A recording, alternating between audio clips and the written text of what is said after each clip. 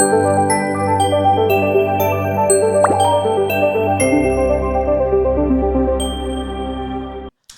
there, people of the internet. My name is Oduor Jagero, and this is Dialogues with Jagero. Today, I'm in the studio with Caroline. Caroline, do you say Caroline or Caroline? It is okay. But which one is it? When you introduce yourself, what do you say? Caroline Macharia. Caroline Macharia. Yeah. We're going to be talking about team. Building a team in a company. We're going to talk about lessons. Lessons. From my story. Due to public demand and how people felt about this story, they want to hear more from her. All right. Yeah, so we're having a short continuation of her story. And let's hear what lessons she has taken. So thank you very much. It's going to be enjoyable. I'm going to be talking about how to respect employees, how employees can actually respect the time that they have been given to work in a particular company.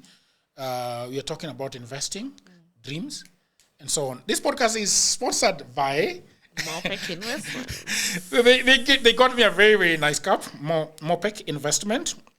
This podcast is sponsored by them. Right now, they are selling land in Ngong, a place called Kimoka.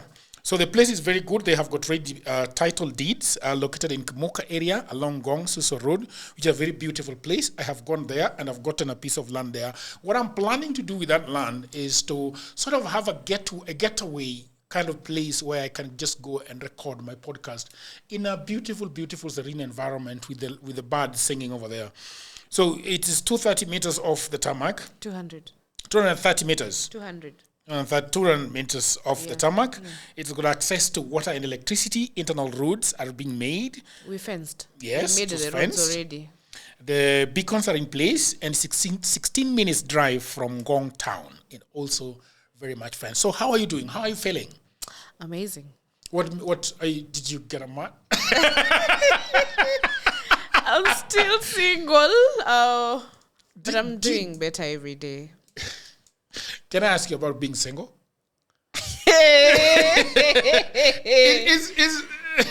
Okay, it can be an icebreaker, but I feel shy. No. But your friend Zippy is always talking about being single when she talked so much about being single and until finally she got a man. Kimani. Yeah. So your Kimani and they're doing well. Your Kimani might be out there. Yes. If we look at that camera and look at your Kimani.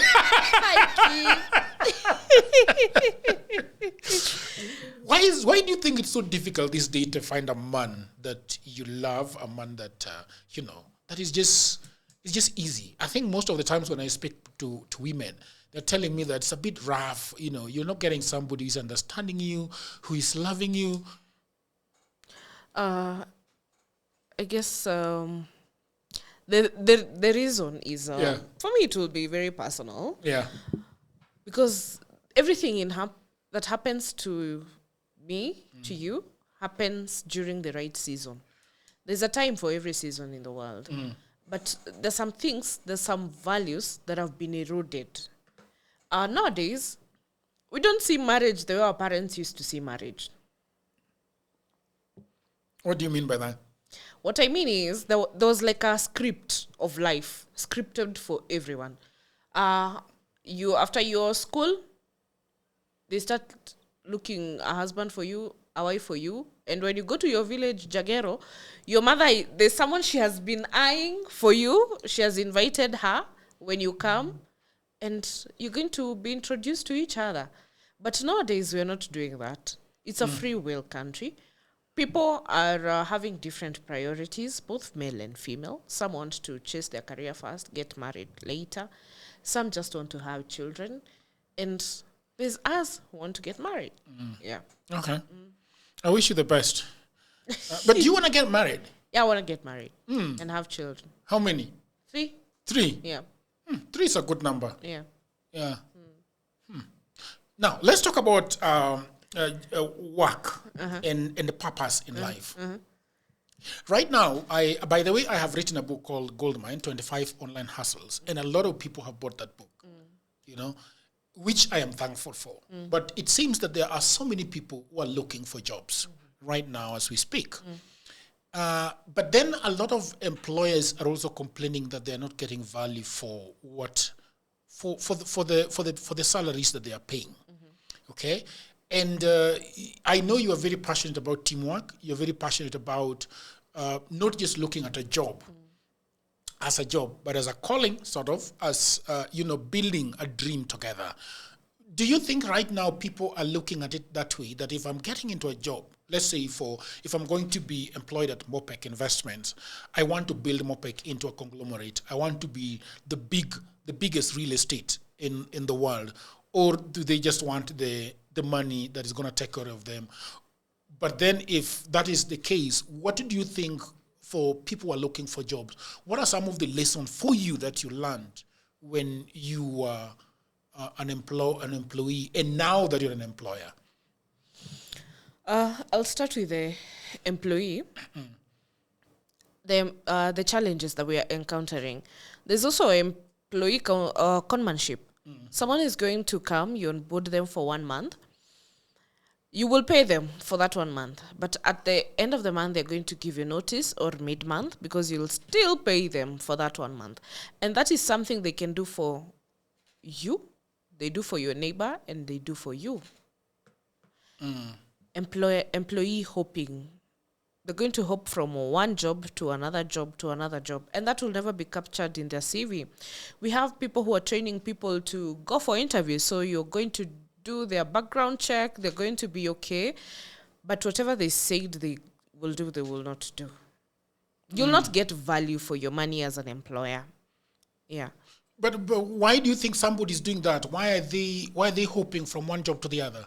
Number one, there's an image they put, but when it comes to delivering, they're not delivering. Like our industry mostly is about selling. You cannot fake a sale. You either sell or you're not selling. You're either selling or not selling. These KPIs that you're going to be observing is not like a subtle work environment. It's just like, they're deliverables. It's either you know how to edit or don't know. Yeah.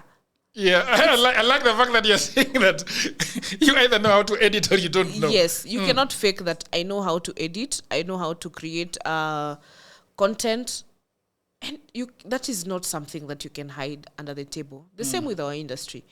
You cannot tell me that you're a good salesperson. I'll see indicators at the end of the month. Yes. So they'll come, they'll buy time, they'll want to show you they're trying to settle in, but there'll not be results. You see, when people don't take work personal, they will not perform. What does taking work personal actually mean? When I was an employee, I was not seeing my job as an employment. I've always worked in environments where there's commission. It's been commission-based employment. So I've always seen it as my business. Yeah. It's biashara for me.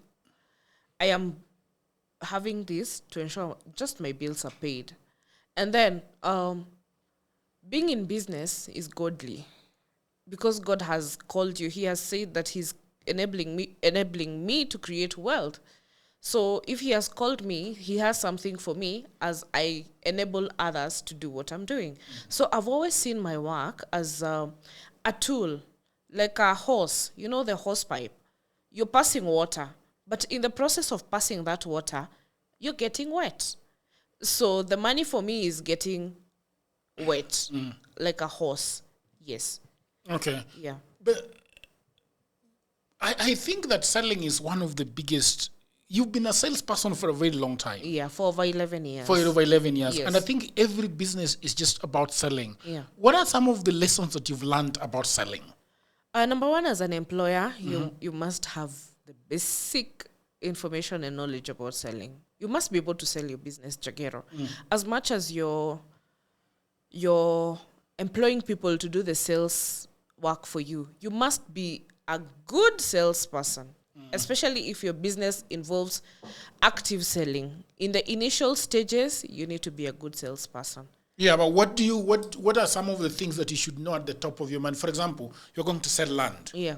And you're going to sell to Jagero land. Yeah. What are some of the things that you should, for the first 5 minutes, you should let Jagero know so that you do that sale?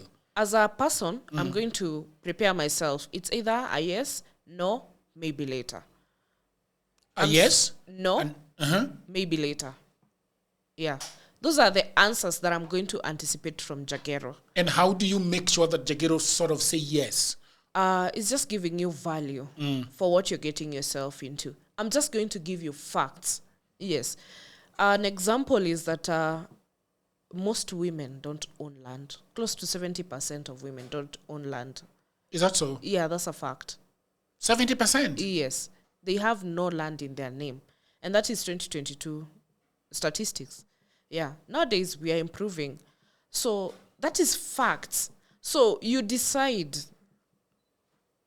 You either decide to own land, you either decide that you're going to continue to be part of the statistics, or you're either on the table or on the menu. Yeah. Yeah. Menu is the statistics. On the table are the decision makers. Yes. So then, if you're telling, for example, a woman that you need to own land, why should I own land as a woman?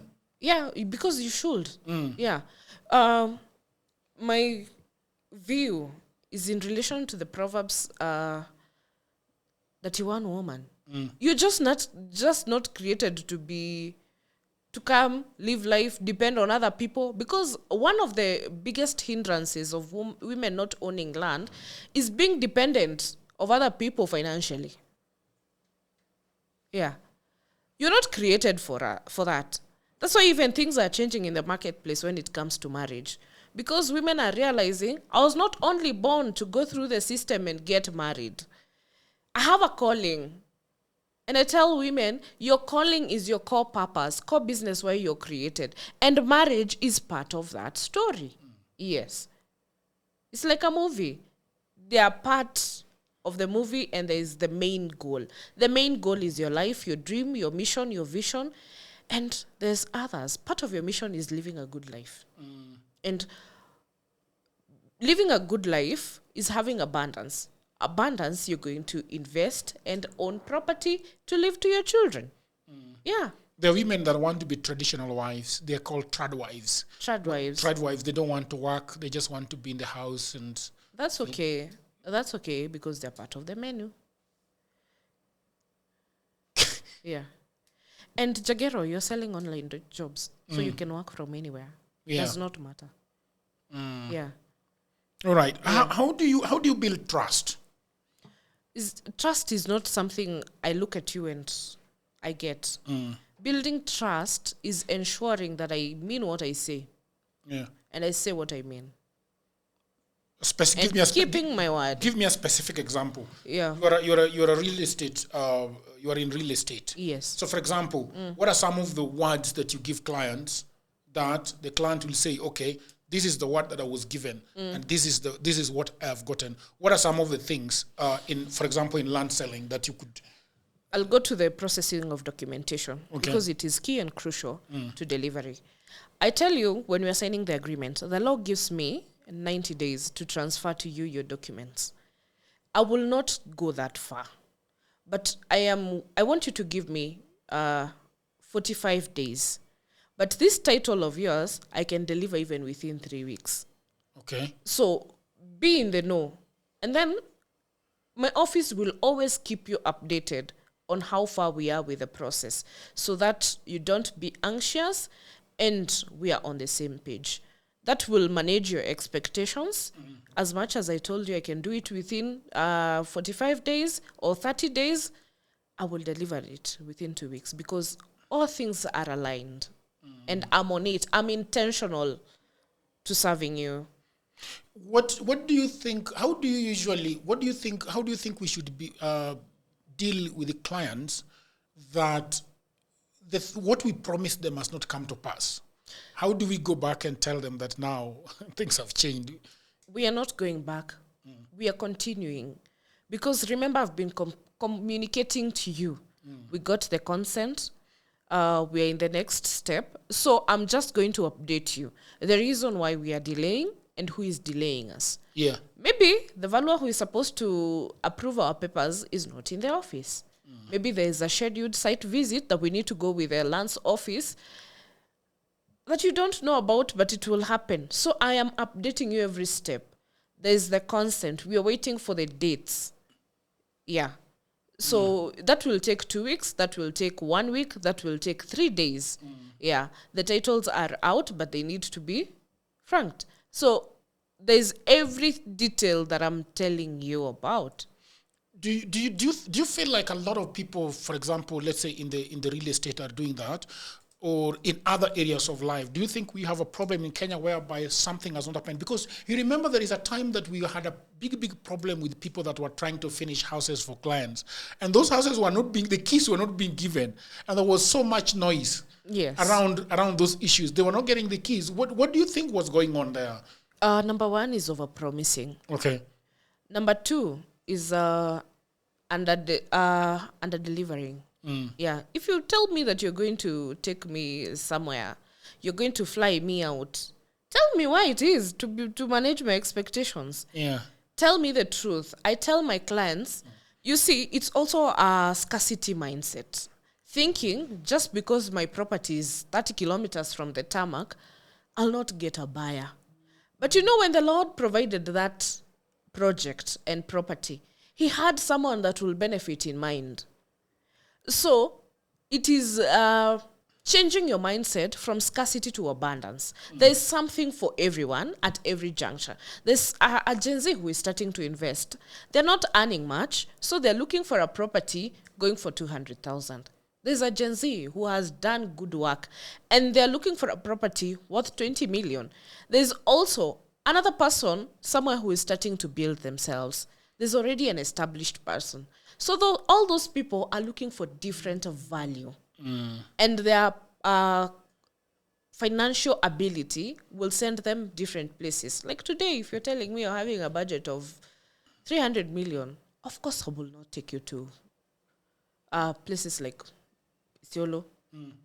You belong around CBD depending on your needs. Number one is to be able to understand your customer. What is their needs? Number two, tell them the truth. My property is 200 meters from the tarmac. If you're looking for a commercial property, that's not for you. Okay. But if you're looking for a residential property like Waridi, that's where you belong. It's 200 meters from the tarmac.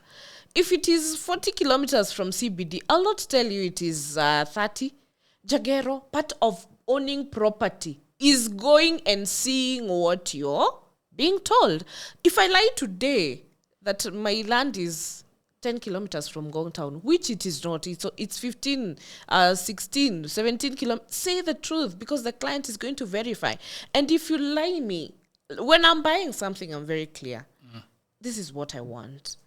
Don't lie me, because I'll either top up my budget or do something to accommodate what you have. That's why you see most people, when they are selling even clothes, they will not write the prices. Don't fear. There is something for everyone. There's someone who will afford a trench coat of 20,000. Yeah. Na kuna mtu anataka ya 1,500. Both of them are right, because there's something for them. Yes. So don't fear writing prices on your goods. I saw you talking about how real estate is done in Kenya. So you think that for you guys to change the real estate, there has to be integrity, there has to be professionalism, Yes, and boldness. You know, why is it? Why do you think that is so important in business? Integrity, boldness, and professionalism. Integrity, number one. Even if 20 companies are doing the wrong thing and I'm the only one who is doing the right thing, I will do it. Chew what you can swallow. Yeah. If I can be able to deliver a project of only 10 acres, let me do that one. I don't have to have 1,000 and then not deliver to anyone. Remember, mine is not just business. I'm not looking at your money, Jagero. I'm looking at the friendship that is beginning between you and I. I'll get to know your family. I'll get to know your people. You will always remember me when you think about that property. Yeah, so I'm impacting your life. I'm enabling people change their life stories. The people who are coming to me, I want to build for my mother. I've grown from poverty, and that woman deserves the best. So for me, my interest is their story, enabling them to achieve what they've been dreaming about. It is interesting that you're calling them partners. Yes, they are my partners. We are starting a relationship with my client. It is not hit and run. Yes, it is a journey to transform their stories, to change for people to build their legacies. They've already bought land, they've lived life, they know how much they can benefit out of land. So they want to build legacy for their children's children. It is working with those people. I am enabling them build generational wealth. Yeah. Some are changing their family destinies. We are all at different places. So mine is, what do you want? What I do you want want? to build for my family in the next 2 years. I'm the partner, the right person for you. The partner. Yes. Yesterday I was at the hospital. I was being seen by a lady called Sylvia Mburu. And I was telling her that I've had a problem with my foot for the last 15 years. And I was telling her that I've been very, what is the word to use? I told her that I've not felt like there is a doctor in Kenya who actually feels my pain, you know? And she was telling me, but which doctors have you seen? Where have you gone? And blah, blah, and so forth. And she was telling me that this, even in the medical industry, we are all human beings and we have to learn the ethics of doing that job. We want to be professional in that job. And I remember laughing with her and telling her that, can you be my doctor? And Celia was telling me, I cannot be your doctor. You know why I cannot be your doctor? Yeah. Because I'm not a physician. I'm a neurologist. You know? So when you have nerve issues, then I can be your doctor, but also there are people who can be your doctors who partner with you in doing what you do. Yeah. And she was telling you the reason why I love my hospital so much is because they have built the infrastructure so that whenever you want to see a patient, you can see that patient. If you want to go take coffee with that patient, they have built there is a Java downstairs where you can just go down and have coffee and talk with the patient. And I found that very interesting that you leave your office, unateremka chini with the patient, and then you are talking with the patient over tea. Yeah. You know, and still pay the consultation that you would have paid when you are up there. Yeah. And it was, and after the end of the day, she told me, look, here's my personal number, here's my email. If you have a problem with the dawas that I've given you, you email me and tell me this is what is happening. You can WhatsApp me and tell me that this is what's happening. And for the first time, actually, I thought I was meeting a doctor that really understands what I'm doing. But the interesting thing, Caroline, that she told me, so I asked her, so tell me about yourself. And she told me that, okay, I was brought up here in Kenya, then I left Kenya, then I went to the United Kingdom. And I studied medicine there. And she was telling me that when you are studying medicine, there is also part of humanity that you're being taught. Yeah. You know, you're not just, so, and then she was telling me that for clients, we are not just talking about, you see, she was telling me, so Oduor, when you go to the reception, they say a number. The WW70, go to triage. Now, you don't want to try to treat humans at W70. Because then you can never remember them. You know? Yeah. So when you are telling me that, I am thinking about Mburu yesterday, that you told me that when you want somebody to buy land, somebody wants to buy land for their mother. I remember my sister telling me that we were brought up in a lot of poverty back in the village. And one of the things that happened to my mother, by the way, is that in the village, when you are going to a funeral or you are going to an event, you can actually go to a fellow woman and kuomba nguo. You see? So in our village, there were those ketenges. Yeah. That they were very expensive and you couldn't afford them. Yeah. If you Oduor Jagero's mother. So my sister was telling me the other day that, you know, one of the things that I would like to do is to buy my mother kitenge, even though she's dead. You know? So when you tell me that somebody actually wants to build a house for their mother, you know, I really feel that. Why do you think that for us who are doing businesses in Kenya, sometimes you want this haraka? Like you sell them the land, don't care about what they feel, you get the money, go away. Where is that coming from? It's coming from a mindset of poverty. We're just reacting from what we've seen. So, you know, when you lack food for long, Jagero, and you know you cannot find that food, the next food you will eat until you cannot eat it anymore. Yeah, so when my focus is just get all that money from you, I'll do whatever it takes. I'll sweet talk you. I'll go over and above. Keep calling you, But you can only give what you have. It's either your client has money or not. There's no in between, by the way. It's either they can access a facility, they cannot access a facility, they have cash money or not. You see, if even the word of God says, contentment, little with contentment is much gain. Little with contentment is much gain. Yes. You need to be at a place of contentment. I'm not where I want to go. I'm not where I was yesterday. But I'm here. And I'm grateful for where I am. It is being okay with ugali na skuma. Siku nitapata nyama, nitashukuru Mungu. I'm grateful in all seasons because I even tell my clients, by the way, I don't want you to buy this property under duress. Ask God whether he wants you to own this land.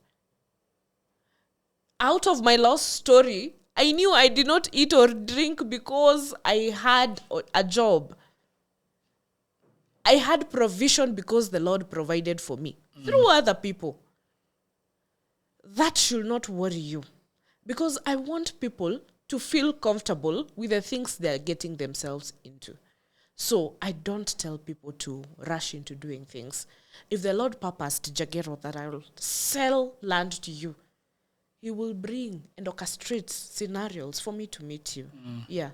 I'm part of your destiny. Yeah. Yeah, just like Moses was part of me meeting you. God had orchestrated me. You're very big on Bible. Is that your go-to when you want to move mountains? Yes, it's my go-to because it is. I look it as having what has been like. How do I call it? Is the manual by which we should live by. Yeah. Okay. Yeah. All right, people of the internet, I hope that you're enjoying this episode very much. And I just had a break to tell you about my new book. Everybody says that there is no job, and that is true. Also, that was me 10 years ago. The problem is that everybody is trying to get a job in their town, in their city, in their marketplace. They ask friends for jobs, mothers call uncles, uncles call brothers, but there are no jobs. Let me tell you what no one is telling you. Jobs migrated online. What I actually mean is there are many, many jobs around the world and there is no one to do them except you. I work for Americans myself. I work for Europeans. I work for the Chinese. I work for the Australians. I work for the Canadians. And so, because I have done so much for myself, I said to myself, you know what? I should compile what I've been doing for the last 15 years. So in 2024, I wrote a digital book called Goldmine 18 Hustles for Africans. And then in 2025, AI came. People say AI is taking away our jobs. And for me, I'm going to say false. There are actually AI jobs. Jobs are not being taken by AI, but there are new jobs online that are there because of AI. Now, mimi ni nani? I created more jobs. And for now, in my new book, we have 25 online and offline jobs that you can leverage on if you do not have a job. So in this powerful volume 2, I share 25 new actionable online hustles specifically researched and tailored for Africans. My new book provides clear step-by-step guidance drawing from my extensive experience and research, including the mistakes I've made and lessons I've learned over the 15 years that I have worked online. So what can you do online? You can become an executive assistant for busy folks in Europe, America, Canada, and get paid for tasks like watching videos and taking online surveys. Okay? You can build a lot of things. Build a business as a virtual assistant, start an e-commerce shop without capital, be an affiliate marketer, or you can also become actually an English tutor and tens of AI jobs. If you have a job, that is fine. But I also know But you can buy this book for that brother, for that sister, for that mother, for that cousin, for that husband who is watching Netflix all day at home. Buy it for your friend who is always asking for cash. You know that friend. Now, all the information is on the description below. You can also inbox me, you can WhatsApp me, or go to my website, which is oduorjagero.co.ke. And now, back to programming.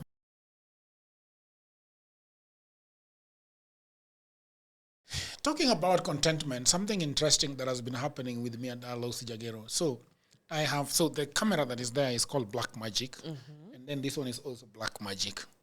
They are very high-end cameras. Yeah. This one has been having some dubious lens. Yeah. And so I have been really, even Collins, who is my videographer, has been really on my case. I need a better lens. So we finally, after about 6 months, we bought the lens for this camera. But then the interesting thing is that when people come to Dialogues Jagero and look at the cameras, even when we had the not so good lens, a lot of people who are in production have always told me, Jagero, I really, really envious of your equipment, you know. But in me, I wasn't content with them, you know. And sometimes I think it is just good to take steps back and look at what you have. This camera is probably about 500,000. There are very few people who can afford to buy a camera for 500,000. Yeah. So I think, and then Lynn Gugi, when I was talking to Lynn Gugi was telling me that Jagero, she was seated there and was telling me that Jagero, I really, really love, what I love about your content is the picture quality. Yeah. And by then I was so frustrated. Yeah. You know? Yeah. And then I looked at her and I did not say anything. Yeah. Lynn Gugi told me, Jagero, please take your flowers. Yeah. You know? So I just think that as people, we should be content. If you're doing, I tell people that if you want to start a podcast, just do that one good podcast in a month. You don't need to do three in a week like Jagero does. You know, start with what you have. The best thing about podcasting is if you can get the sound right, that is where to start from. So for me, it's also been a learning to me that you should be content with what you have. And when sometimes people see me and say that Jagero has got 600,000 plus followers on social media, on Facebook, and I'm wondering, how do you get those numbers in 2.5 years? It's impossible. But me, I'm just thinking about 1 million. And I'm like, I am not really content with what I have. You know? So I totally agree with you. Are you content with the MOPEC? Yeah, I'm contented with where we are because we have touched lives. I have, even if it is just the few clients, the few hundred clients that I've delivered to, that is a plus. Yes, I have delivered to people this year, and that's all. Yeah, I'm happy about it. Yeah. Okay. Yeah, it is touching life, Jagero. Coming here, this is just a tool. This is just a channel. You remember what I was saying about the hose? You know, The hose pipe? Oh, yes. When we started the podcast. You're passing water. So these are some of the channels that you get to be impacted when you're impacting other people's lives. Lack of contentment is what makes people do things to other people that they shouldn't. Yeah. They're the things that make you heighten your insecurities, you know, and don't celebrate other people. Yeah, because of jealousy that comes. When you say build people not just to profit, what do you mean by that? My focus is how my client is going to get the plot. They're feeling, number one thing that people usually have when they're coming, they have 500, but they don't know where they're going to get the other money. It is making them believe that God can provide. And if you had God right, he's going to even take care of the rest of the budget. And you don't have to worry about it. And guess what? At the end of every transaction that we started by faith, they're like, I thank God I started. Thank you for being so patient. We have finished. You know? It is the look, the joy that I get to experience when my clients are like, we made it, you know, when I'm handing over their title. And that keeps me thrilled. So my main aim is to get that person who came, they had money, they were scared. Carol, this is the only money I have. Do they tell you? Do they tell you that when they're They like? do. Yeah. They do. You know, I've created a safe space for my clients. Just tell me honestly where you are. We see what we can build. If it is not enough now, I'll be okay. But when you're ready, call me. By the way, I want to ask you a question. Yeah. How do you deal with the clients that are always asking you questions but are not buying? I just tell them. Yeah. Because, by the way, not every client that will inquire from me will buy from me. But God will always, there's a philosophy that we have in BNI. We say, give us gain. What is BNI? Business Network International, a platform, a networking platform that I belong. So we say, give us gain. You give, you will gain. Even if not through the same channel you gave, somewhat you will gain. Yeah.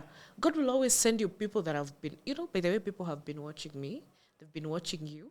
They've been sharing screenshots, sending the videos, commenting there, and I'm grateful. The video that for people that. loved a lot also was the story of Sharon. Was it? Doreen. Was it Doreen? Yeah. The lady that came to your help. Yes. By the way, did she see the video? She did. And she cried. Oh, is that so? Yeah. She never knew what she was doing to my life. Her, she was just being her. She was just being the person she was because I had promised God. I had told him, Akuram Tunambia, this is a story of a lot of shame and stigmatization. So her doing what she did was just angelic. It was divine. It was destiny. That's why I no longer chase things from that time. The Lord will bring you the right people at the right time. How do you build standards, Caroline? It is first knowing who you are, what you deserve, and acting accordingly. I am asking you that because there is a lady who works with you who is called Tabitha. She really knows what she wants. She is always proactive. Yeah. You can see that there are people that know what they're doing at a company. Yeah. And I wanted to ask you, because I think a lot of people are running small enterprises, and dealing with people who are working with you can sometimes be very difficult. Yeah. I wanted to know, how do you engage with your team? Like, for example, let's say on a day-to-day basis, what are some of the things that you keep telling them every day that they should follow? Are you having meetings? How do you deal with it? Yeah, we have meetings very often, and we check on if we said we're going to do this, if it is not working, what are we doing wrong? How are we going to adjust? And I also let people be themselves and be strong. So I first make it an open space. There's something that was so unique that made me pick you. And this is what I noticed. You're strong on. Shine there. Yeah, like Njeri, I'm so open to letting you interact with her and her planning because that's her strength. And I'm strong elsewhere. Someone else is strong elsewhere. Waka is strong on her strategy and planning and all these things. Someone else is strong in photography and doing her work. I envision a team where everyone is driving in their area. And I'll always remind them, God owns what we do. We're just custodians. So we are working as though we are working for the Lord. How we handle our fellow colleague, how we handle our clients, and how we handle people that we come into contact with during this work. I expect excellence from them, and I communicate it. That's why sometimes you see Njeri is very on your case to ensure that we give our best in what we do. Yes. How about when somebody does something wrong for you as an employer? How do you usually deal with it? I call it out immediately, and I tell them, one of them is here. So I call it out immediately, on the spot. I don't like this because you can do better. With your capacity, you can be able to do 1, 2, 3 and get different results. Yes. So that's how I communicate it. And then I also want them to know they are part of the big picture. Yeah. How will your client, when they see whatever you're doing, will you want to be served like that? Will you want to give 10% of, whereas you can give 100? Do your best. And I don't hold also to people. Don't harbor people. don't also be too clingy to people. What does that mean? That means allow God to give you people. Yeah. You might cling to one thinking your work will not continue, but your work also see it as the church. The Lord says that he's going to build his church and no gates of Hades shall prevail. No gates? Hiyo scripture inasemanga je, Brandon? I will build my church and no? Yeah. No gates of what? Of hate? Confirm. Hey, inakwanga, I will build my church. Let me confirm faster. Let God be your business partner. I want to talk about God in everything that we do, because Yes. you know a lot of people. Yes, so go ahead. It is 18, and I tell you that you. This is the Lord who was speaking to Peter. I tell you, Peter. On this rock I will build my church, and the gates of Hades will not overcome it. The gate of hate, like H-A-T. Hades. The gate of Hades. Yeah. Oh. Yeah. Okay. Yeah. Chaturudi hapo. Great. In finishing, I wanted to talk about God as a business partner. Yeah. Religion as a business partner. Not religion. God. When do you know my relationship with God? Have you heard of me talk about my relationship? Do you think that? I just know, the word of God says you shall know them by their fruits. I've not seen you being a mean person. You're someone, when we identify something, we correct very fast. We are able to agree to disagree. Have those heated conversations, but after that, it was work. We go back.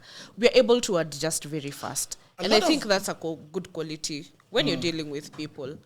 I think you're a good human. These days, I have a lot of friends who don't recognize God that way. They think that everything that they have is from their own sweat, their own blood. So, for example, when I was coming from Nairobi to come and join college, was coming from Kisumu to come and join college, my idea was that my relatives were in Nairobi and that they were going to help me. But I also was a very prayerful man. So when I came to Nairobi, I did not find, those relatives did not help me for whatever reason. And 5 months into my college, my mother died. And so I remained a complete orphan in the city with no proper housing. And I would pray a lot about everything. When I finished, obviously I did not have school fees to finish, and I was almost getting kicked out of college. So I prayed to God, and I wrote a letter to the college, and the college received my letter, sat on it for a month, and then came back and told me that I have been given full scholarship for the next 3 years. Wow, see good. And they deleted or they erased all my arrears. So that was prayer. When I was going to Rwanda for the first time, I did not have a passport. I did not have money to go there. I traveled to Rwanda. I was in church on a Sunday. Having spent 2 days in a hotel, I did not know what I'm going to do after that. So there is a guy who is tapping me at the back and telling me that, look, I was writing notes on a book, on an exercise book. That book is from a school in Kisumu. This guy knows the school, and he's been seconded by the Kenyan government to go work in Rwanda. So he taps me at the back and tells me that when we are done with church, can we talk? I go ahead and live with that guy for another 1 year. Wow. For free. Wow. So the first time I was moving out when I was going to the United States, my very first time, I did not have, to the UK, I did not have a bank statement. Literally, I had no bank statement. So, but I had won. I'm a very good writer, so I'd won the best prize in Africa, the number 5 in Africa. Wow. So I was being taken to the Royal National Theatre in London for 11 days. And I go to the embassy and they tell me that you have no bank account. I say, yes, I don't. But I'm good at writing. And so I went there.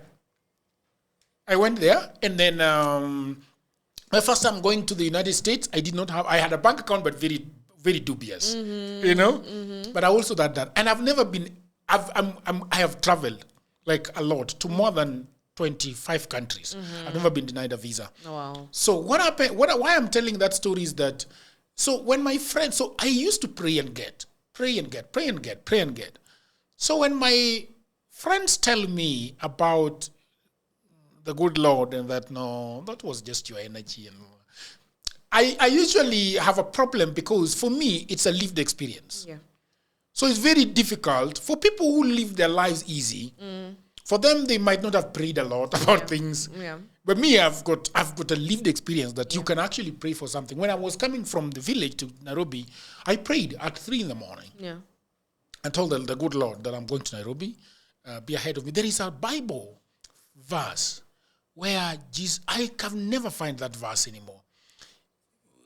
The Israelites were fighting. And then David was told that if you hear a sound in the grass, I don't know. I've looked for that in it, and I've never found it. If you hear seke in the grass, then you know it's time to attack your enemies. Yeah. And you know, for me, I've always just listened to that seke. Yeah. So when people say, oh, the Lord cannot save, the Lord cannot do this, me, I'm just like, okay, but me, I've got a testimony. Exactly. You know, you've lived Matthew 7:7. Matthew 7:7. Yeah. What does it say?